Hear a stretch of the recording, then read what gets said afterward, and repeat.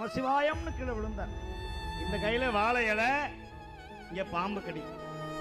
அப்படியே பாம்பு கடிச்சதோட கத்தாம வாயை பொத்தி கொண்டு, அம்மா என்னை பாம்பு தீண்டி விட்டது, குருநாதருடைய அன்னம்பாளிப்பை நிறுத்தி விடாதீர்கள்னு சொல்லி அந்த வாழை குருத்தை கொடுத்து வணங்கி உயிரை விட்டாராம். அப்போதையாருடைய மூத்த பிள்ளை வீட்டை இழவு. இப்ப சாப்பாடு ரெடி ஆயிடுச்சு. பாயசம், வடை, அப்பளம் எல்லாம் இலை போட்டு ரெடியா இருக்கு. அப்போதையார் போனாராம்.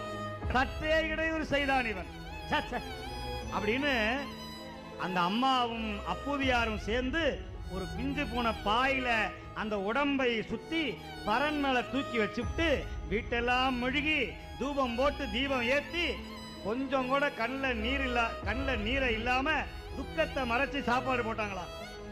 எல்லாம் தெரிஞ்சு நாவுக்கிறதுக்கு தெரியாதா? இத கேட்டார் மூத்த